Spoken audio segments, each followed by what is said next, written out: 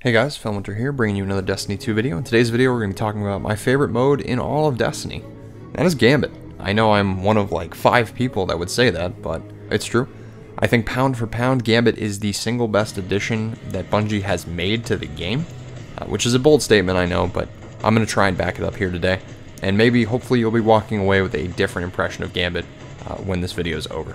Gambit was introduced, of course, back in Forsaken, and it was a wholly unique mode to the franchise, obviously blending aspects of PvE and PvP together for the first time in a real way. I just thought the mode was super cool even back then. Just the feeling of being able to go around, kill a ton of enemies, rush over, grab the motes, bank the motes. The gameplay loop is fantastic. Watching out for invaders, invading yourself, doing all kinds of cool stuff. And then, of course, the boss race at the end where you're just trying to melt the boss. It's just a super fun gameplay loop that I think is really underappreciated just because of how long the mode has kind of remained stagnant. But still, I think it's just a ton of fun. Ultimately, I think here's the best way to capture why I think it's so good is because you have these matches that are the absolute nail-biter matches where both you and your opponents are down to the last third of the Primeval's HP. And you guys are racing to kill the envoys to get that buff and to break the immunity shield. And you're racing and you're just like, do I invade? Do I try and stop them? Do I just focus on the boss? What do I do? You know, these moment-to-moment decisions are really fun. And then, of course, when you're laying into the boss at the very end, that last third HP, pressing every button maniacally on your controller like you're trying to break it, and you're seeing their enemy HP going down and your enemy HP going down, and it's this nail-biting moment at the very end of the game where it's like, who won?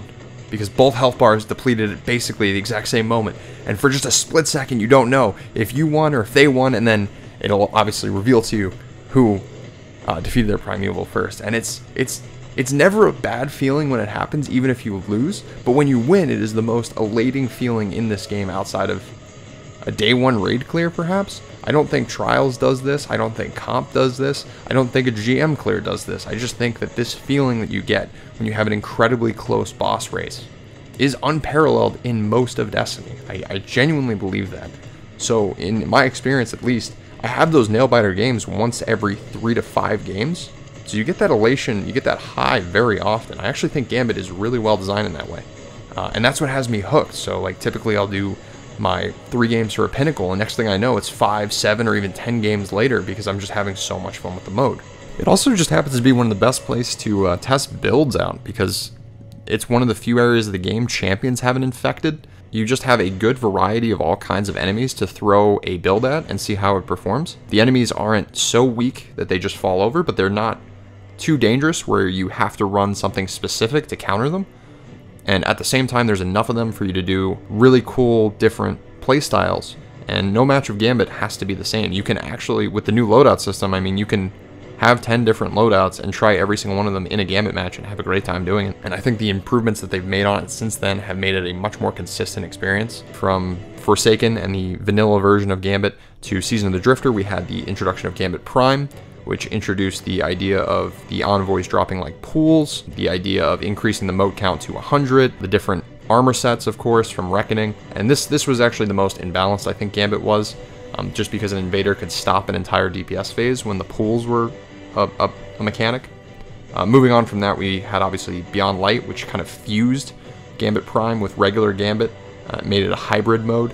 I think this was a slightly better change, but truly the best changes came in Witch Queen, because when Gambit first came out, it was very one-sided. If you had a really good first invade, the game was basically over. The introduction of the heavy ammo crates really balanced out how much power each team had at any given point, and then also, of course, the reduction in the invasions, the reduction in the wall hack capabilities made invasions less oppressive, and then they made them less swingy in a game. I definitely get people's complaints as far as, hey, they haven't added much, especially in maps. We've actually lost 2 maps. I agree that we definitely need to bring those 2 maps back into the playlist, but I truly believe it. Whenever they add a really good Gambit weapon, the last one I can really remember is Bottom Dollar. When that happens, like, the playlist population does actually, you know, get back up there because it is a fun mode. It just needs good loot. This is the one area where I actually wish Bungie would just invest just a little bit more. In Crucible, they obviously get 1 super pool weapon. This season it was the Autumn Wind, and then they get 2 Iron Banner weapons and 2 new Trials weapons every time. So a total of 5 Crucible weapons, and Gambit only gets the 1 super pool weapon. This season, of course, is the Return of Trust. But I would love to see if they gave us 3 really decent Gambit weapons, even with super pulls that you had to grind for to get the 2 perks you wanted. I think it would actually really help the playlist, because right now, it's not the gameplay experience that's bad, it's the fact that there just isn't that much loot incentive to keep coming back. And if they added that back in, I think it would be really, really solid. I feel like by the fact that Gambit has never been a seasonal activity, it actually was when it was introduced, another 3rd core pillar of the game. Bungie recognizes that there is something more here. I just feel like they haven't fully tapped into the potential of the mode just yet. I know they very seldomly actually mention Gambit or even have changes to Gambit. Like I said, the last ones they made were in the Witch Queen. But I do genuinely feel like they know that something's here.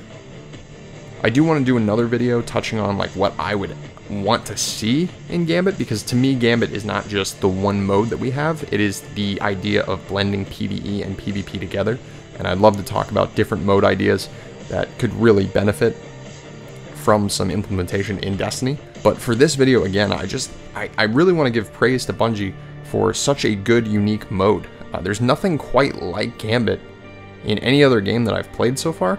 I'm sure it exists, but I think Gambit is incredibly well done, and yes, of course, there's some cheesy weapons and that you can die to as an invader. That does suck. There's obviously some stuff going on with like moats glitching into the floor, so it's not a perfect mode, I get that, but I just think it's a lot of fun, and I think it gets a lot of hate for no reason.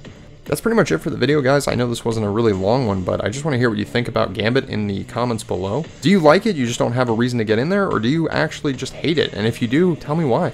But that's pretty much it for me here. This is going to be Felwinter signing off, and I'll catch you guys in the next video.